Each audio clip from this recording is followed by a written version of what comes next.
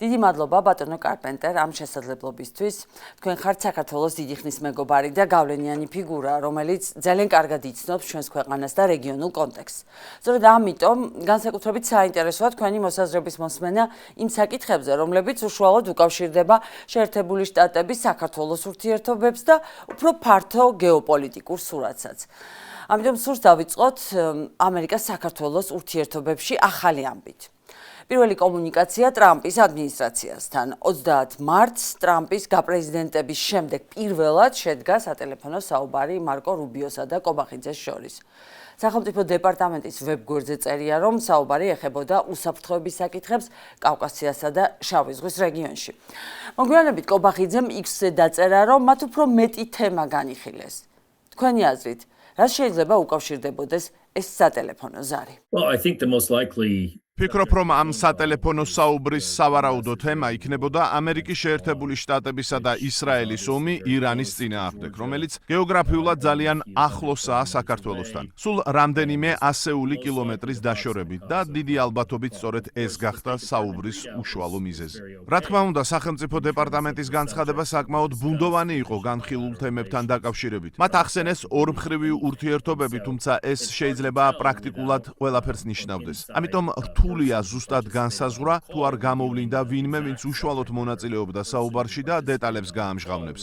ასევე გაურკვეველია განიხილეს თუ არა საქართველოს ურთიერთობები რუსეთთან ან სხვა რეგიონული დინამიკა. თუმცა სრულიად აშკარაა, რომ ირანი დღის წესრიგში აუცილებლად იქნებოდა.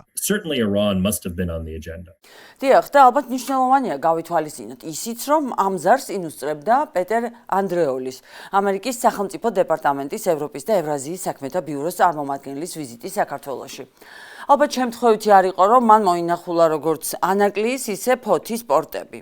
თქვენი აზრით, შეიძლება თუ არა ეს სატელეფონო ზარიც და ვიზიტიც დაკავშირებული ყოფილიყო არა მხოლოდ ირანთან, არამედ ანაკლიის ღრმაწყლოვანი პორტის მფლობელის საკითხთან, მაშინ როდესაც ამ სტრატეგიულ პროექტში ჩინეთის ინტერესი იკვეთება. Ფიქრობ, განხილული იყო უფრო ფართო გეოპოლიტიკური საკითხები, რადგან ირანში მიმდინარე ომს აშკარად აქვს გავლენა არა მხოლოდ რეგიონზე, არამედ მთელ მსოფლიოზე. ეს აისახება მაგალითად ნავთობის ფასების მკვეთრ ზრდაზე, იმ დამატებით შემოსავლებზე, რომელსაც რუსეთი იღებს ამ ომის შედეგად. ასევე სომხეთსა და აზერბაიჯანს შორის შეთანხმებების სტაბილურობაზე. ყველა ეს საკითხი პირდაპირ უკავშირდება მიმდინარე პროცესებს, ამიტომ სავარაუდოა, რომ საუბარში სწორედ რეგიონული გეოპოლიტიკის ეს ასპექტებიც იყო განხილული. რუბიოსთან სატელეფონო საუბრის შემდეგ უკვე შეიცვალა რიტორიკა ოცნების მხრიდან. თუკი გუშინ ტრამპი Deep State-ის წარმომადგენელი იყო, გლობალური ომის პარტიის წევრი და ოცნებისთვის არასასურველი პარტნიორი, დღეს ივანიშვილის გუნდის წევრები ამბობენ, რომ მხოლოდ წინა ადმინისტრაციის მხრიდან იყო კრიტიკა. რამდენად ექნება საშუალება ახლა ოცნებას იხეიროს ამ ვითარებით? ცხადია, ქართული ოცნება შეეცდება ეს სატელეფონო საუბარი გამოიყენოს იმის საჩვენებლად, რომ მათ კარგი ურთიერთობა აქვს შეერთებულ შტატებთან, რომ ისინი არ არიან დიპლომატიურად იზოლირებულნი და რომ ტრამპის ადმინისტრაცია მათი მეგობარია. როგორც თქვენ აღნიშნეთ, მათი ნარატივის მიხედვით პრობლემა მხოლოდ ჯო ბაიდენის წინა ადმინისტრაცია იყო. ეს სტრატეგია მათ ტრამპის ადმინისტრაციის მთელი პერიოდის განმავლობაში ჰქონდათ. თუმცა რამდენად წარმატებული იქნება, რთული სათქმელია. ამერიკის შეერთებული შტატების კონგრესში ბევრი რესპუბლიკელი ანუ ტრამპის პარტიის წევრები კარგად ხედავენ, რას ცდილობს ქართული ოცნება. მათ კარგად ესმით, რომ ქართულ ოცნებას არა მხოლოდ დემოკრატიული უკუსვლა აქვს, არამედ გეოპოლიტიკურად უახლოვდება რუსეთს, ჩინეთს, ირანს, რაც აშკარად ეწინააღმდეგება ამერიკის შეერთებული შტატების ინტერესებს. ამიტომ მიუხედავად იმისა, რომ ქართულმა ოცნებამ შეიძლება ეს შიდა აუდიტორიისთვის სასარგებლოდ წარმოაჩინოს, ამერიკის შეერთებული შტატების კონგრესში ეს ნარატივი ნაკლებად იმუშავებს, რადგან იქ კარგად აცნობიერებენ საქართველოში მიმდინარე პროცესებს. who understand very well what's happening in Georgia. დიახ, მაგალითად, ჰელსინკის კომიტეტი და ჯო უილსონი ძალიან აქტიურები არიან. ისინი დეტალურად აღწერენ იმას, რა უკუსლაც არის ახლა საქართველოში. Indeed, we had the Megabari. დიახ, ჩვენ გვაქვს მეგობარი აქტი, საკანონმდებლო ინიციატივა, რომელიც ამერიკის შეერთებული შტატების აღმასრულებელ ხელისუფლებას მისცემდა უფლებამოსილებას სხვადასხვა ტიპის სანქციები დაეკისრებინა საქართველოსთვის დემოკრატიული უკუსვლის გამო. ამ ინიციატივას სენატში ძალიან დიდი მხარდაჭერა ჰქონდა. მხოლოდ ერთი სენატორი, მარკوين მალენი დაუპირისპირდა ამ ზომას და მისი დაბლოკვა მოახერხა ამერიკის შეერთებულ შტატებში არსებული გარკვეული პროცედურების გამოყენებით, რომლის მიხედვითაც ერთ სენატორსაც კი შეუძლია კანონპროექტის შეჩერება. თუმცა ახლა ის დაინიშნა შიდა უსაფრთხოების მდივნად და აღარ არის სენატის წევრი, რაც გარკვეულ იმედს აჩენს, რომ შესაძლოა გარღვევა მოხდეს. მიუხედავად ამისა, მთავარი კითხვა რჩება: ხომ არ არსებობენ დონალდ ტრამპის ადმინისტრაციაში ისეთი პირები, რომლებიც ჩუმად უჭერენ მხარს როგორც მალენს, ისე ქართულ ოცნებას და არ სურთ ამ კანონპროექტის მიღება? და თქვენ როგორ ფიქრობთ, მოხდება თუ არა გარღვევა და მიიღებენ მეგობარ აქტს? თუ ოცნებას ყავს სხვა მხარდამჭერებიც? Before the midterm election. ეს შუალედური არჩევნების შედეგზე იქნება დამოკიდებული. შესაძლოა გაიზარდოს იმპულსი და მხარდაჭერა ამ ინიციატივის მიმართ, რადგან როგორც უკვე აღნიშნე, საქართველოს სულ უფრო მეტად უახლოვდება არა მხოლოდ თეირანს, არამედ განსაკუთრებით რუსეთსა და ჩინეთს. But very importantly with Russia and China. და სწორედ ამიტომ, როდესაც ტრამპის ადმინისტრაციისთვის განსაკუთრებული გამოწვევაა ირანი და ჩინეთი. ოცნების ახალი მეგობრები. ჩვენს ქვეყანაში ამას ემატება დიქტატურისკენ სწრაფი სვლა, პოლიტპატიმრების რიცხვი იზრდება, ციხეში არიან ელენე ხოშტარია, პოლიტიკური ლიდერი 4 შვილის დედა, ჟურნალისტი მზია ამაღლობელი, პოლიტპატიმარი ნიკა მელია, მსახიობები, ახალგაზრდები, რეჟიმის ტყვეები, ტროტუარზე დგომისთვის 2 და 4 დღიან პატიმრობაში უშვებენ ახალგაზრდებს. როგორ წარმოგიდგენიათ, ტრამპის ადმინისტრაციისთვისაც რამდენად მისაღები შეიძლება იყოს ივანიშვილის რუსული პოლიტიკა, რომელსაც ის საქართველოში ახორციელებს? Well, that's a very key question. And it's very hard for me to answer it. ეს ძალიან მნიშვნელოვანი კითხვაა და მასზე პასუხის გაცემა საკმაოდ რთულია. რამდენიმე კვირის წინ დავწერე სტატია, სადაც ამერიკის შეერთებული შტატები მოიხსენია როგორც პოსტლიბერალური ზესახელმწიფო, რაც ნიშნავს ქვეყანას, რომელიც აღარ არის თავისუფალი სამყაროს ლიდერი და ნაკლებადაა დაინტერესებული დემოკრატიების მხარდაჭერით.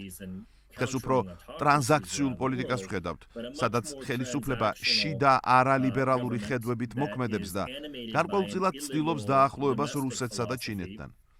ამიტომ ღია რჩება კითხვა, დაუჭერს თუ არა ტრამპის ადმინისტრაცია მხარს იმ ადამიანებს, რომლებიც საქართველოში თავისუფლებისთვის იბრძვიან, თუ თავრობის მხარეს დადგება. თუმცა მნიშვნელოვანია, რომ ამერიკის შეერთებული შტატების პოლიტიკური სისტემა მაინც ინარჩუნებს ლიბერალური დემოკრატიის მხარდაჭერას. კონგრესში, როგორც დემოკრატებს, ისე რესპუბლიკელებს შორის, არსებობს სურვილი დაეხმარონ ისეთ ქვეყნებს, როგორიც საქართველო იყო ადრე. თუმცა ახლა ის სულ უფრო მეტად ავტორიტარული გავლენისკენ იხლება. იმედი მაქვს, დროთა განმავლობაში გაჩნდება საკმარისი პოლიტიკური ნება, რათა შეიცვალოს ეს სახიფათო დაახლოება ავტორიტარულ რეჟიმებთან.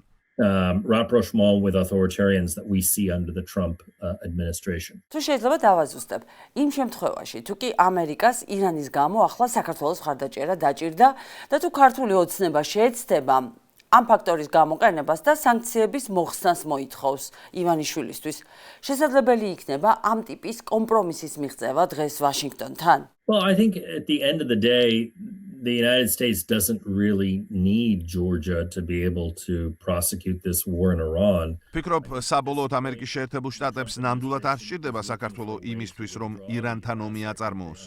უფრო მეტიც, ამ ეტაპზე ტრამპის ადმინისტრაცია, როგორც ჩანს, ეძებს გზას, როგორ გამოვიდეს ამ კონფლიქტიდან.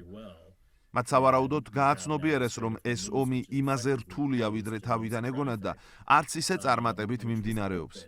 ამასთან ჰორმუზის სრუტე ფაქტობრივად დახურულია, რაც წარმოადგენს როგორც გეოპოლიტიკურ, ისე სერიოზულ ეკონომიკურ პრობლემას მთელი მსოფლიოსთვის. ამიტომ ადმინისტრაცია ცდილობს გამოსავლის პოვნას ისე, რომ ეს არ აღიქმებოდეს როგორც დანებება. თუმცა ამ პროცესში საქართველოს მთავრობის მხარდამჭერა გადამწყვეტი არ არის. თავარი ამოცანა მათთვის არის, როგორ აუხსნან ეს ვითარება ამერიკელ საზოგადოებას, რაც საკმაოდ რთული იქნება. ეს საკითხი ბევრად უფრო ფართოა, ვიდრე მხოლოდ საქართველო და ამერიკის შეერთებული შტატები. But it's a problem that is much larger than just Georgia and the United States. რა თქმა უნდა, აქ დიდი გეოპოლიტიკური თამაშია. და რადგან თქვენ თავად ახსენეთ ჰორმუზის სრუტე, ნავთობის ერთ-ერთი მთავარი მარშრუტი, აქვე გკითხავთ დონალდ ტრამპის ახალ მიდგომაზე, ის მოუწოდებს ბრიტანეთსა და ევროპელებს თავად უზრუნველყონ სრუტის გახსნა და უსაფრთხოება. თქვენი აზრით, რა იქნება ახლა სწორი ნაბიჯი ევროპისგან და სად არის გონივრული გამოსავალი? Well, it's of course understandable that our European allies who were not consulted in advance about this war გასაგებია, რომ ევროპელი მოკავშირეები, რომლებიც წინასწარ არ იყვნენ ინფორმირებული ამ ომის შესახებ და დიდი ალბათობით წინააღმდეგიც იქნებოდნენ, არ არიან მზად აიღონ უზარმაზარი რისკები. მიუხედავად იმისა, რომ სოფლიოში ბევრს არ ენაღვლება ირანის ყოფილი უმაღრესი ლიდერის დასუსტება, სტრატეგიული თვალსაზრისით ვითარება დღეს უფრო უარესია. ვიდრე რამდენიმე კვირის წინ. სწორედ იმიტომ, რომ სრუტე დახურულია. ამიტომ ევროპელებს ვერ დავადანაშაულებთ, რომ არ სურთ თავიანთი გემებისა და რესურსების საფრთხეში ჩაგდება, მხოლოდ იმის გამო, რომ ამერიკის შეერთებული შტატების პრეზიდენტმა დაიწყო ეს ომი. საბოლოოდ, სრუტის გახსნა საჭირო იქნება. თუმცა ეს სავარაუდოდ უფრო დიპლომატიური გზებით მოხდება, ვიდრე სამხედრო ჩარევით. Eventually they will have to find a solution to keep the strait open, but that's likely to involve diplomacy. More than anything else. რას ფიქრობთ ასეთ ფორმულაზე, ჰორმუზი უკრაინის სანაცვლოდ? ანუ თუ ევროპა დაეხმარება ჰორმუზის კრიზისის მოგვარებაში ამერიკას, მაშინ ვაშინგტონი უკრაინაში დაეხმარება ევროპას. Well, I think that's a little bit of a fantasy. ფიქრობ ეს უფრო ფანტაზიის სფეროა. რეალურად ამერიკის შეერთებული შტატების ინტერესშია უკრაინის მხარდაჭერა, როგორც ეს წინა ადმინისტრაციის დროს ხდებოდა, თუმცა ამჟამინდელი ადმინისტრაცია ამას იდეოლოგიური მიზეზების გამო ნაკლებად უჭერს მხარს. ეს ჩემი შეფასებით უკავშირდება მათ პოსტლიბერალურ მიდგომას და რუსეთთან ურთიერთობების გადატვირთვის მცდელობას. ამიტომ ჰორმუზი უკრაინის სანაცვლოდ ასეთი ტიპის გარიგება ნაკლებად რეალისტურია. გარდა ამისა, უკრაინას სჭირდება კონკრეტული სამხედრო შესაძლებლობები, მაგალითად პეტრიოტის ტიპის საჰაერო თავდაცვის სისტემები, რომლებიც ახლა დეფიციტურია, რადგან დიდი რაოდენობით უკვე გამოყენებულია ირანის ომში. ამიტომ ასეთი შეთანხმების განხორციელება ძალიან რთულია და ჩემი აზრით დონალდ ტრამპის ადმინისტრაცია დიდი ალბათობით ვერ შეასრულებდა მსგავს დაპირებებს. And I think that the Trump administration would probably not deliver on its end of such a bargain in any case. და ახლა გადავიდეთ სანქციების საკითხზე. რუბიოს ზარის განხორციელებამდე ვნახეთ, რომ სანქციების ის პაკეტი, რომელიც პრეზიდენტ ბაიდენის დროს იყო მიღებული, ტრამპმა გაახანგრძლივა და ეს ივანიშვილსაც ეხება. თქვენ ამის შესახებ კარგად იცით, როგორც წინა ადმინისტრაციის წევრმა, რას ნიშნავს ამ სანქციების გახანგრძლივება და რამდენად მტკივნეული შეიძლება იყოს ეს ივანიშვილისთვის. გულისხმობ განკარგულება 14.024-ს, რომელიც რუსული მავნე გავლენების წინააღმდეგ უკვე მე-6 წელია მოქმედებს. Yeah, so it's the authority that's been extended. ამ შემთხვევაში გაგრძელდა არათავად ინდივიდუალური სანქციები, არამედ ის სამართლებრივი საფუძველი, ავტორიტეტი, რომლის საფუძველზეც ეს სანქციები მოქმედებს. შესაბამისად, სანქციები ძალაში რჩება. აღმასრულებელი ბრძანება 14.024 განახლდა, რაც ნიშნავს, რომ ადმინისტრაციას კვლავ შეუძლია კონკრეტული სანქციების გამოყენება ამ მექანიზმის ფარგლებში. ეს ფაქტი აჩვენებს, რომ განცხადებები კობახიცის მხრიდან თითქოს ამერიკის შეერთებულ შტატებთან ურთიერთობები რესტარტის ეტაპზეა, არაზუსტია, რადგან ბიძინა ივანიშვილზე სანქციები კვლავ ძალაში რჩება.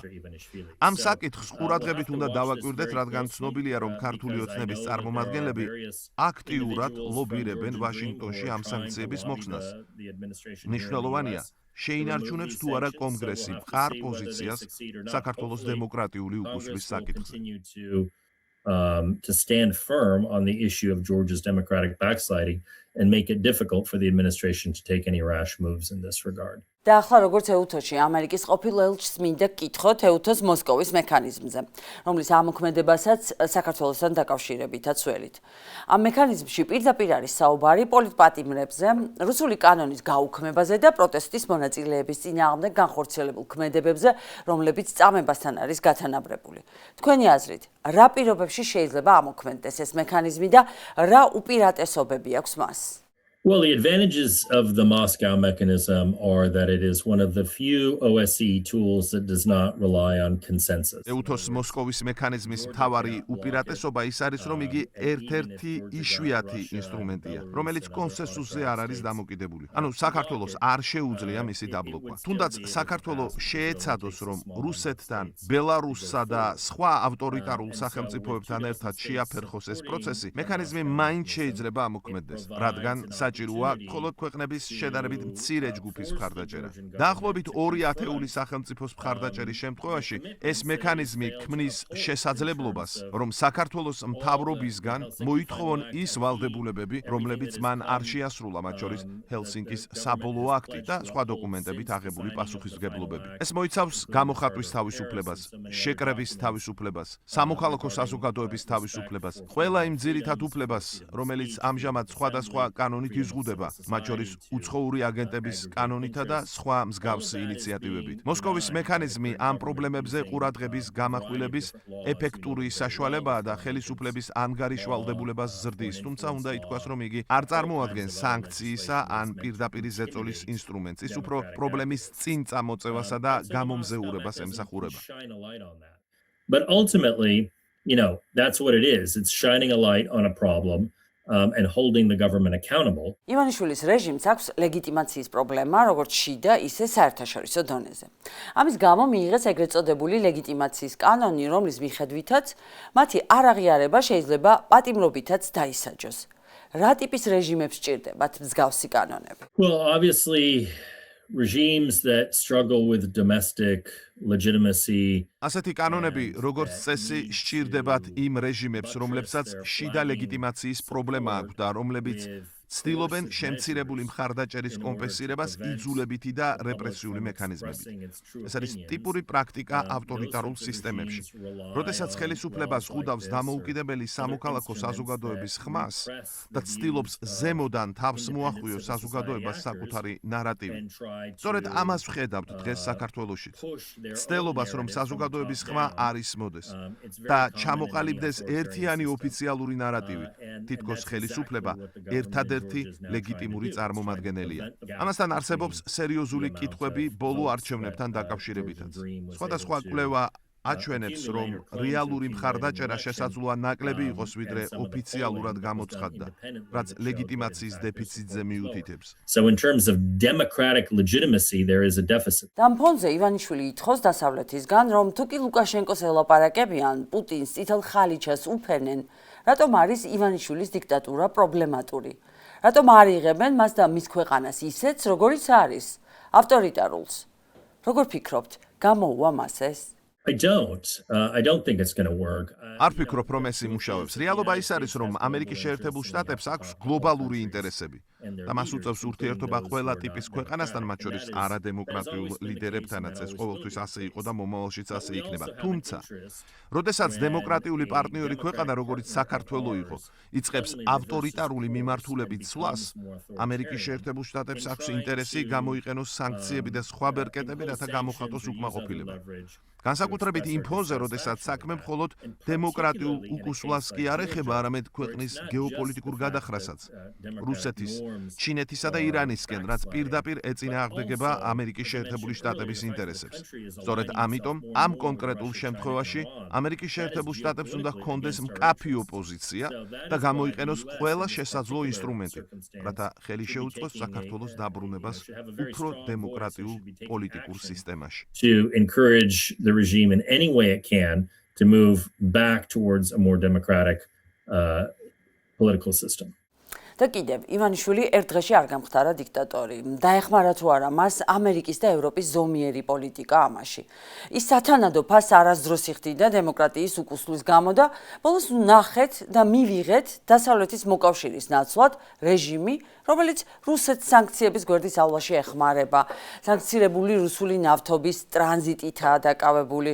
კობახიძე ირანში არც დაკრძალვას აცდენს და არც ინაუგურაციას. Well, as usual with როგორც ასეთი შემთხვევების დროს ხდება, თუ შევხედავთ უნგრეთს, სლოვაკეთსა და სხვა ქვეყნებს, დემოკრატიული უკუსლა თითქმის არასდროს ხდება ერთ დღეში, ან გადატრიალების გზით. ეს პროცესი როგორც წესი ნელ-ნელა ვითარდება. იწყება კანონების მიღებით, არჩევნების შედეგის მანიპულაციით, დეზინფორმაციული კამპანიითა და ინსტიტუტების, უნივერსიტეტების, სამოქალაქო საზოგადოების თანდათანობით დასუსტებით. საქართველოც ამ ხრივ გამონაკლისი არ არის ეს პროცესი წლების განმავლობაში მიმდინარეობდა. თუმცა 2024 წელს მოხდა ხარისხობრივი ცვლილება ხელისუფლების დამოკიდებულებაში სამოქალაქო საზოგადოების მიმართ. მანამდე ქართული ოცნების მმართველობის 12 წლის განმავლობაში ჯერ კიდევ შეიძლებოდა საქართველოს დემოკრატიად მოხსენება, მაგრამ 2024 წელს ეს მდგომარეობა მკვეთრად შეიცვალა. სამწუხაროდ დასავლეთის ქვეყნებმა არ გამოიყენეს საკმარისად თავიანთი ბერკეტები. ამერიკის შეერთებულმა შტატებმა მართალია დაასანქცირა ბიძინა ივანიშვილი, თუმცა ევროპა მეტწილად პასიური იყო. შედეგად რეპრესიები გაგრძელდა და დემოკრატიული უკუსლა კიდევ უფრო დაჩქარდა. როდესაც ამერიკის შეერთებული შტატები და ევროპა ერთიანად არ მოქმედებენ, სწორედ ასეთ შედეგს ვიღებთ. and the result is therefore that the repression has continued and the democratic backsliding has only accelerated. So if the US and the Europeans can't speak from the same sheet and implement the same sorts of policies, this is exactly the result that you get. დიახ, იგივე იყო ევროპაში ორბანის სახით. მოისმინეთ ალბათ პიტერ სიარტოსა და სერგეი ლავროვის აუდიო ჩანაწერი. მოსკოვი უნგრეთის წყალობით ინფორმირებული იყო ევროპის გადაწყვეტილებებზე, სანქციებისგან ხალხის დახსნაზე. რა გავლენა შეიძლება ჰქონდეს ამას ევროპაზე და უნგრეთის არჩევნებზე? Well, not only has there been information about conversations between Lavrov and Suharto, არა მხოლოდ ამ საუბარმა, არამედ ჟურნალისტურმა გამოძიებამაც აჩვენა, რომ სერგეი ლავროვი აქტიურად ლობირებდა უნგრეთის საგარეო საქმეთა მინისტრთან სანქციების მოხსნას ისეთი ფიგურებისთვის, როგორიც ალიშერ უსმანოვია. არსებობს შტაბ-ეშტილება, რომ პეტერ სიარტო გარკვეულწილად ასრულებდა ლავროვის მოთხოვნებს, რაც ძალიან პრობლემურია, განსაკუთრებით იმის გათვალისწინებით, რომ უნგრეთი არის როგორც ნატოს, ისე ევროკავშირის წევრი. ეს გარკვეულწილად გავს იმ პროცესს, რასაც ვხედავთ თბილისსა და მოსკოვს შორის ურთიერთობებში. მსგავსი დაახლოება ბუდაპეშტსა და მოსკოვს შორის უკვე 10 წლეულზე მეტია მიმდინარეობს. ახლა მნიშვნელოვანი ფაქტორია 12 აპრილის არჩევნები. თუ ის თავისუფალი და სამართლიანი იქნება, სოციოლოგიური კვლევების მიხედვით ვიქტორ ორბანი შესაძლოა დამარცხდეს. ამიტომ მთავარი კითხვაა, რამდენად თავისუფალი და სამართლიანი იქნება ეს არჩევნები, რაც დემოკრატიის არსებითი საფუძველია. watch very closely to see again whether the election is truly free and fair. დიახ, ჩვენც განსაკუთრებით ველოდებით ამ არჩევნებს, რადგან ორბანი ივანიშვილის მთავარი მოკავშირეა. და დასასრულისთვის მინდა ისევ ირანის თემას დაუბრუნდეთ. დაიწყებს თუ არა დონალდ ტრამპი სახმელეთო ოპერაციას ირანში. That's impossible for me to say because ამის თქმა პრაქტიკულად შეუძლებელია, რადგან რთულია ზუსტად იმის განსაზღვრა, რა გადაწყვეტილებას მიიღებს დონალდ ტრამპი. სტრატეგიულად ის რთულ მდგომარეობაში აღმოჩნდა და შესაძლოა მიიჩნევდეს, რომ ესკალაცია აუცილებელია, რათა გახსნას ჰორმუზის სრუტე. თუმცა, თუ ამერიკის შეერთებული შტატების სახმელეთო ოპერაციას დაიწყებს, ამას მოყვება დიდი დანაკარგები, როგორც ადამიანური, ისე ფინანსური და სამხედრო ტექნიკის მხრივ. რისკი უკიდურესად მაღალია და იმედი მაქვს, რომ ეს გადაწყვეტილება არ იქნება მიღებული. თუმცა, შესაძლოა პრეზიდენტმა იფიქროს, რომ სხვა გზა არ აქვს, რადგან ომი სტრატეგიულ წარმატებას ვერ აღწევს.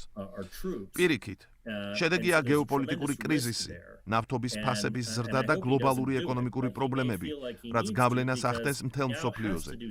ამიტომ იმედია, საბოლოოდ უფრო ფრთხილი მიდგომა გაიმარჯვებს, რადგან სახმელეთო ოპერაცია, ჩემი აზრით, კატასტროფული იქნება. a catastrophe. I think it would be just tremendously risky. არის თუ არა ეს უფრო დიდი რისკი, ვიდრე ვიეტნამის, ავღანეთისა და ერაყის ომები? Well, Vietnam, Afghanistan and Iraq were all cases of ვიეტნამის ომი, ომი ავღანეთში, ერაყის ომი, ყველა ეს კონფლიქტი ამერიკის შეერთებული შტატებისთვის სტრატეგიული მარცხი აღმოჩნდა, რასაც მოყვა უზარმაზარი ადამიანური და ფინანსური დანაკარგები. საბოლოოდ ამ ომებმა ვერ შეცვალა ამ ქვეყნების პოლიტიკური რეჟიმები. ირანის შემთხვევაშიც, როგორც ჩანს, თავდაპირველად არსებობდა იმედი, რომ შესაძლებელი იქნებოდა რეჟიმის შეცვლა და გარკვეულწილად წარმატებაც იყო მიღწეული ლიდერშიპის ნაწილის განეიტრალებით. თუმცა მთლიანობაში ეს მიზანი ძალიან რთულად მისაღწევია და მაღალი რისკების შემცველია. That eliminating a few people at the top does not fundamentally change the character of the regime. და ბოლოს, რადგან ეს ინტერვიუ ეთერში 4 აპრილს გადის, ჩრდილოატლანტიკური ალიანსის ბედი როგორ წარმოგიდგენიათ ტრამპის მუდმივი მუქარის პირობებში. ტრამპი ხან ქაღალდის ვეფხს უწოდებს ევროპას და ნატოს, ხან მხარდაჭერას ითხოვს ევროპისგან. რა ელის ნატოს და ტრანსატლანტიკურ ერთობას. Well, I hope NATO can survive. იმედი მაქვს, რომ ნატო შეძლებს გადალახოს ეს პერიოდი, რომელიც ხასიათდება უკიდურესი დაძაბულობით ატლანტიკის ორივე მხარეს, სადაც ჩვენი სტრატეგიული პრიორიტეტები ძალიან განსხვავებული მიმართულებებით ვითარდება. როგორც უკვე აღნიშნე, შეერთებული შტატები ახლა პოსტლიბერალური სუპერსახელმწიფოა, რომელიც მხარს უჭერს არალიბერალურ მთავრობებს მთელ მსოფლიოში და აღარ აღიქვამს თავს თავისუფალი სამყაროს ლიდერად. ნატოს დანარჩენი წევრები ძალიან იმედოვნებენ, რომ ამერიკის შეერთებული შტატები გონს მოეგება და დაუბრუნდება თავის ძველ როლს, სწორედ როგორც თავისუფალი სამყაროს ლიდერი, სადაც ჩვენ მუშაობდით ჩვენს ევროპელ მოკავშირეებთან ერთად დემოკრატიისა და საერთაშორისო წესრიგის მხარდასაჭერად. ამჟამად ორივე მხარე ერთმანეთისგან რისკებს ამცირებს, განსაკუთრებით ევროპელები. ისინი ამცირებენ დამოკიდებულებას შეერთებულ შტატებზე ენერგეტიკის კუთხით, განსაკუთრებით თხევადი ბუნებრივი აირის მიმართულებით. ასევე ამცირებენ დამოკიდებულებას თავდაცვითი შესყიდვის სფეროში და ვაჭრობის მხრივაც. ცდილობენ მოძებნონ ალტერნატიული ბაზრები თავიანთი პროდუქციისთვის, მათ შორის ჩინეთშიც. კითხვა ის არის, გამოიწვევს თუ არა ეს დამოკიდებულების შემცირება რისკების დაზღვევა საბოლოოდ სრულ გამიჯვნას. თუ შევძლებთ როგორმე ამ მომდევნო 2.5 წლის გადალახვას და შემდეგ ამერიკის ახალი ადმინისტრაცია შეეცდება ევროპასთან ურთიერთობების გადატვირთვას, რაც უფრო შეესაბამება იმას, რაც გვახსოვს მეორე მსოფლიო ომის დასრულების შემდეგ, ძლიერი ალიანსი, რომელიც საერთო ფასეულობებზეა დაფუძნებული. Very strong alliance based on values. ძალიან დიდი მადლობა საინტერესო საუბრისთვის. Thanks. დიდი მადლობა.